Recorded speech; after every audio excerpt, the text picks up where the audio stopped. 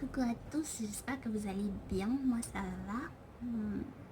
Je suis à la maison et j'ai pensé faire cette vidéo. C'est vrai que ça fait longtemps que je pense faire cette vidéo sur le pourquoi du comment je suis arrivée à Dubaï et en fait comment ça se passe, comment on y vit. Vous savez, il y a tellement de stéréotypes, tellement comment on appelle ça, tellement d'idées reçues par rapport à Dubaï et tout, que ça fait longtemps que je me disais il faudrait bien que je fasse une vidéo. C'est vrai, je suis là, je vis à Dubaï depuis 3 ans déjà. Ouais, ça fait vraiment longtemps.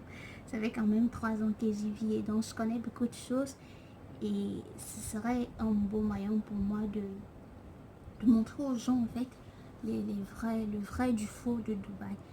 Et donc c'est pour ça que je pensais que ce serait bien, vu que maintenant je suis à la maison et que je fais rien, de pouvoir faire cette vidéo pour tout le monde, pour pouvoir éclaircir du monde ceux qui le veulent. Parce que il y a tellement d'idées reçues par rapport à Dubaï que des fois moi-même qui y vis, je me demande mais ça sort d'où ça?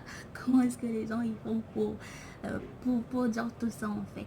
C'est vrai qu'il y a des choses qu'on ne peut pas mentir qui se passent vraiment ici, mais il y a d'autres qui sont que des pures inventions, que les gens ils vous disent juste pour vous décourager ou je sais pas trop, mais bon, vraiment de Dieu, il faut vraiment essayer de déterminer le vrai du faux dans tout ce que les gens disent, et c'est un peu mon but aujourd'hui. Je suis sûre que la vidéo sera assez longue parce que ça va prendre du temps déjà. Il faudrait que les gens puissent comprendre que Dubaï ce n'est pas forcément le pays des Arabes où il y a plein d'esclavage. Tout non, Dubaï c'est un beau pays, c'est un super beau pays. Et puis de toutes les façons, pour commencer, c'est vrai que Dubaï c'est pas vraiment un pays, c'est une ville, c'est la capitale économique des Émirats. Et donc c'est vrai que les gens ils font souvent la confusion entre Dubaï, la ville, et les Émirats, le pays. Donc il faudrait déjà faire cette distinction là. Ensuite, j'aimerais parler de pourquoi et comment je suis arrivée ici. Je suis arrivée à Dubaï en 2017. En 2017, j'avais, je pense, 21 ans. Ouais, j'étais encore toute jeune, toute fraîche et tout. Je suis arrivée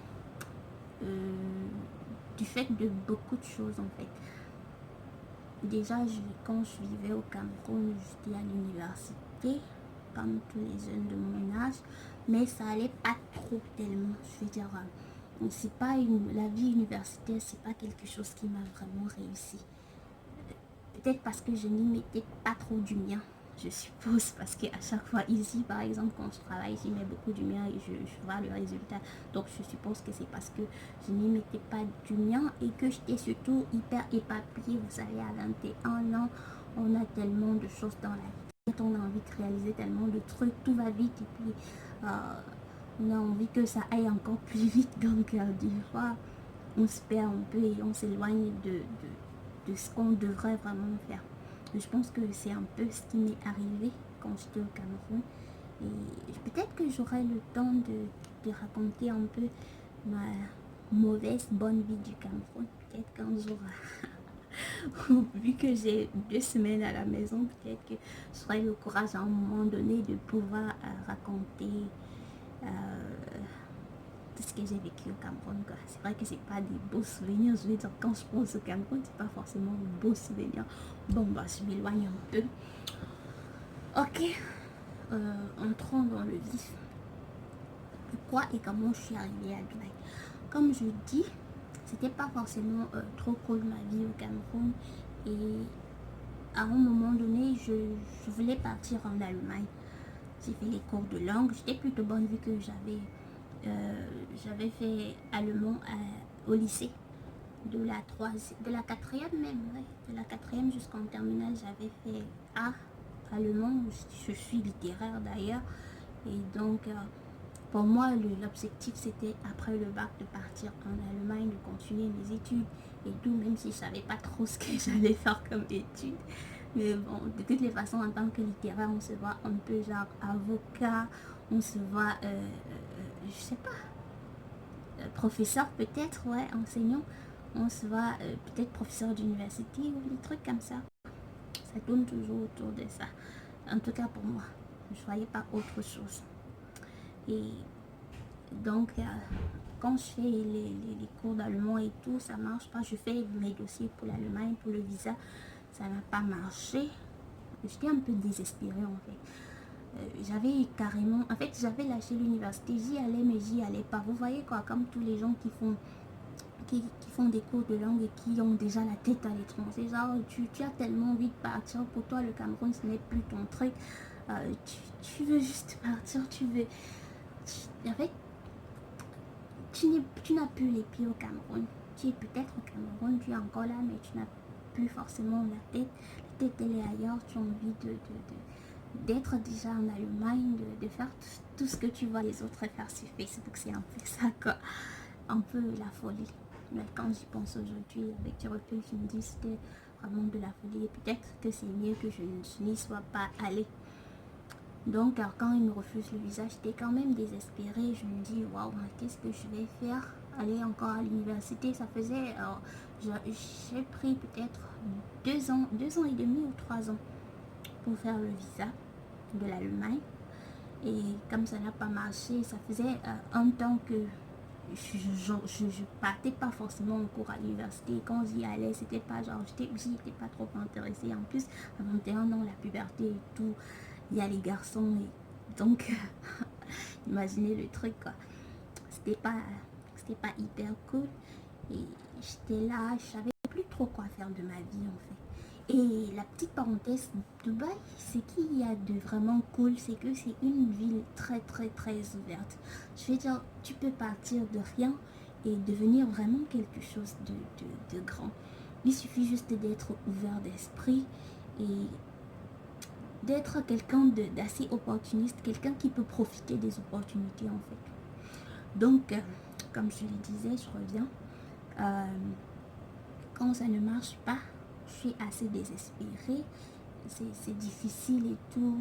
La vie, elle est compliquée. Et comme j'insiste toujours à 21 ans avec la puberté, vivre en famille, c'est pas forcément facile. J'ai envie de sortir, j'ai envie de faire la fête, j'ai envie de faire plein de trucs. Sauf que c'est un peu interdit parce que tes parents, ils te permettent pas parce qu'ils se disent que tu es encore un enfant et tout. Mais toi, tu as envie de le faire parce que tu sais que tu n'es plus un... Comme je disais, à 21 ans, tu sais que tu n'es plus un enfant. Tu es déjà assez mature et donc tu as envie de faire ce que tu veux de ta vie, sauf que c'est difficile parce que tes parents, eux, ils te permettent pas de le faire. Et donc c'est un peu genre, tu n'as pas d'argent pour aller t'installer toi-même dans ta propre maison et faire ce que tu veux. C'est vrai que ce sera un peu le bordel, Dieu m'en garde. Et tu dois rester à la maison et faire ce que les parents ils veulent, sauf que ça te frustre, ça t'énerve, c'est pas cool, quoi. Donc, moi, j'ai eu, je sais pas si je vais dire la chance ou je sais pas trop, parce que moi, comme je dis toujours, arriver ici, c'était plus une histoire de chance qu'autre chose.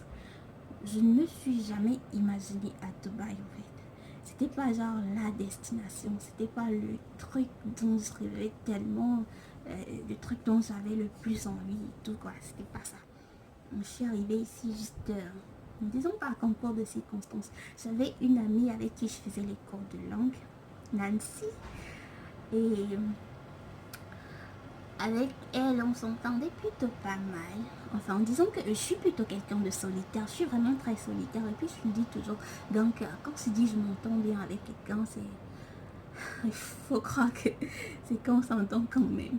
Parce que c'est difficile pour moi de m'entendre avec les gens. Et surtout avec les filles. Je suis déjà pas quelqu'un, même avec les garçons, je suis pas très amicale. Donc, avec les filles, c'est encore plus difficile. Donc, j'étais amie avec elle, on était copines. Enfin, on l'est toujours en passant, peut-être plus trop comme avant, à cause de la distance, je suppose, et tout plein de trucs qui se sont passés, que je préfère ne pas citer. Mais bon, on faisait les cours de langue ensemble, et puis elle avait son frère qui vivait à Dubaï, et qui vit toujours à Dubaï d'ailleurs. Et elle me dit, en fait, un jour, elle me dit, voilà, c'est mon frère, il est à Dubaï et tout, puis il s'intéresse à toi, machin, tout le blabla qu'on connaît. Puis je lui dis, en fait, j'étais curieuse. Je lui ai dit, 21 ans, c'est vraiment l'âge de beaucoup de choses, c'est vraiment l'âge de beaucoup de folie et tout. Moi, je suis pas une personne de nature très curieuse. Et surtout quand c'est... En fait, j'aime pas la curiosité. Donc, le fait qu'elle me dise j'ai mon frère et tout, bon, c'était pas trop mon truc. Mais après, je lui ai dit, ouais, il est comment et tout. En fait, c'est vrai qu'à ce moment-là, j'étais célibataire. Et donc, pourquoi pas? Pourquoi pas? Mais bon, de toutes les façons, je connaissais pas grand-chose de Dubaï. Mais comme je dis, c'était pas vraiment la destination que je voulais. Je pensais plus Europe, je pensais plus Amérique. Mais j'ai jamais pensé Asie dans ma vie, quoi. Non, non, pas l'Asie. L'Asie, c'était pas un truc pour moi à l'époque, je me disais. Donc, elle me dit ça, elle me dit, ok, je vous mets en contact et tout. On se parle, on s'entend bien. Je vais dire avec le gars, on se parle, on s'entend bien. Il s'est passé ce qui s'est passé en fait. Et donc, il vient au Cameroun. Vous voyez quoi, je préfère il fallait les détails. Et après, il me dit, bon, bah, c'est cool, tu vas à l'université, mais c'est vrai que ça donne pas grand-chose. Il me dit, c'est cool, tu vas à l'université, mais bon, ça donne pas grand-chose. Et comme tu as essayé l'Allemagne et que ça ne marche pas, je suppose que ça veut dire que tu aimerais bien vivre à l'étranger. Et si je te proposais plutôt de venir avec moi à Dubaï? Waouh. Du premier coup, je me dis, non, mais c'est pas mon truc, quoi. C'est pas ce que je veux. Moi, je veux pas aller à Dubaï. Je pense pas trop à Dubaï. Je vais aller en Europe, je vais aller en Amérique, mais je veux pas aller à Dubaï. En fait, ça, c'est ce que je me dis du premier coup. Et puis après, en y réfléchissant, je me dis, bah, je suis à la maison. C'est déjà assez, la situation est assez difficile. Et surtout, côté financier, je m'en sortais vraiment plus. Je vais dire, c'était difficile pour moi. Et moi qui suis une fille, je vais dire, je suis pas très entreprenante. C'est vrai que les gens, ils penseraient que je suis très battante, mais je suis pas si battante que ça. Donc, en y réfléchissant, je me dis, ouais, pourquoi pas? Pourquoi pas le suivre, aller à Dubaï? Et puis, c'était quelqu'un de bien, on s'entendait pas mal. Donc, c'est comme ça que je me retrouve à Dubaï avec lui. C'est vrai que c'était pas vraiment facile. Le fait de partir, quoi, je veux dire, il s'est passé tellement de choses entre la décision de partir jusqu'à ce que je me retrouve à Dubaï. Et puis quand je suis arrivée, bah, j'ai découvert quelque chose. Je veux dire, c'était le Dubaï, mais pas le Dubaï dont les gens y parlent. C'était plus un peu plus le rêve. Je veux dire, c'était un peu genre quelque part où je pouvais réaliser mes rêves, quelque part où je pouvais enfin être, avoir un boulot, être indépendante financièrement. Et en plus de tout ça, je pouvais aider ma famille, je pouvais faire plein de trucs en fait. Donc, ça m'a franchement boosté. Et voilà comment est-ce que j'arrive à Dubaï. Maintenant, j'aimerais essayer de parler de ce que les gens y racontent souvent de Dubaï. Vous savez, les trucs genre Dubaï, c'est la maltraitance des gens et tout. C'est vrai. On peut pas le nier. Franchement, on peut pas le nier. Tout le monde, c'est pas que les Arabes, parce qu'en général, les gens ils disent ouais, les Arabes ils sont trop mauvais, il faut pas aller chez eux, il faut rester chez vous et tout. Bah, c'est pas que les Arabes ils sont trop mauvais ou quoi que ce soit, mais c'est plus que si ton frère il a le courage de te vendre à quelqu'un, ben la personne aura aussi le courage de t'utiliser comme il veut. C'est un peu comme ça que ça marche.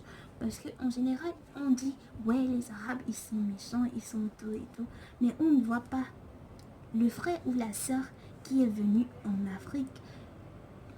Il a pris sa sœur, il lui a parlé de quelque chose, d'un bon business, du genre tu vas aller à Dubaï, tu vas travailler, ils vont te donner de l'argent, machin et tout. En fait, on te vend un peu le rêve, quoi. Et c'est ces gens-là qu'il faudrait d'abord condamner. Ces gens qui ont le courage de mentir à leurs frères en sachant ce qu'ils vont vivre ici. Je pense que c'est d'abord ça. Parce que le fait de dire qu'il faut sensibiliser les gens à propos de Dubaï, c'est pas bien. Bah, je vis à Dubaï, ça fait 3 ans que je travaille. Et c'est pas que Dubaï, c'est pas bien. C'est que tu peux pas arriver dans un pays où tu connais personne et puis on te donne, on te vend. C'est carrément qu'on te vend chez quelqu'un. Et puis tu t'attends à quelque chose. La personne pourrait être de bon cœur et puis elle pourrait juste te demander de faire ce que tu es venu faire. Ou la personne pourrait être aussi très mauvaise et ou la personne pourrait être hyper mauvaise et essayer d'abuser de toi. C'est un peu ça. Donc, moi je dis toujours, à Dubaï, il y a... Je veux dire, normalement, pour vivre à Dubaï, il faudrait trouver du travail, avoir sa carte de résidence qui a une durée de 2 ans. Et c'est tout, quoi. Sortir le matin et aller travailler parce que si tu travailles pas, ben, tu auras des problèmes. Et après, tu devras subir les conséquences. Donc, c'est un peu ça. Sinon, bon, dire que Dubaï c'est foncièrement mauvais, non, je pense pas. Tous ceux qui arrivent à Dubaï, qui ont quelqu'un pour les soutenir, quelqu'un pour les accompagner, qui va les aider à trouver du travail. Et je pense que ces gens-là, ils réussissent toujours. Mais ceux qui arrivent juste parce qu'ils sont venus par l'intermédiaire d'un frère qui ne vit même pas là-bas et qui va juste aller c'est compliqué, franchement. C'est compliqué à un moment. C'est vraiment compliqué. Et moi, j'aimerais juste te dire aux gens, quand vous pensez à venir à Dubaï, il faudrait pas... je veux dire, de toutes les façons, aller à Dubaï, c'est un peu comme si vous alliez en France ou partout ailleurs. C'est vrai que ça coûte un peu moins cher et comme je disais, c'est la ville des opportunités parce que tu peux partir de rien et devenir quelque chose de vraiment grand et tout. Donc, pour moi, c'est plus genre, si tu penses venir à Dubaï, il faudrait penser à mettre de l'argent de côté, à avoir une personne de confiance, une personne qui va pas venir te vendre le rêve et te dire ouais tu vas aller travailler dans ci et ça et puis tu vas gagner 500 000 le mois et après que la personne te lâche, c'est qu'elle te met dans des problèmes du genre qu'elle te vende chez quelqu'un, parce que moi je dis toujours ça, c'est vendre les gens, qu'elle te vende chez quelqu'un et puis que après quand tu as des problèmes, que la personne ne soit même pas capable de venir de chercher, de venir essayer de trouver une solution à ton problème. C'est un peu ça. Et sinon, bah, à Dubaï, il n'y a pas forcément beaucoup de travail, c'est vrai, mais il y a du travail pour ceux qui sont qualifiés. Qualifié, ça veut dire, peu importe, il faudrait avoir une qualification, il faudrait pouvoir connaître un métier parce que Dubaï, c'est le pratique. C'est ce que tu sais faire. C'est ça que tu vends et c'est pour ça que tu es payé. Je pense pas avoir fait le tout. C'est vrai, comme je l'ai dit, je suis vraiment nulle pour les histoires. Et donc, en fait, je me souviens que quand j'étais au lycée pour les séries, quand les gens ils disaient raconte-moi une série, j'avais raconté une seule fois et puis après ils m'ont dit ok ça va, si la prochaine fois on te demande de raconter, raconte-les. Je me demandais pas pourquoi, certainement parce que j'étais trop nulle.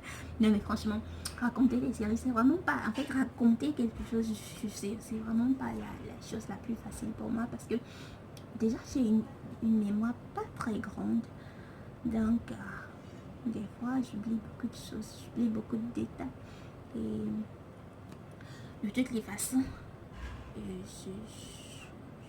je reviendrai petit à petit. Je vous ai dit, c'est 2 semaines pour parler de ma vie, 2 semaines pour raconter tout ce que je voudrais parce que je suis à la maison, parce que je fais rien.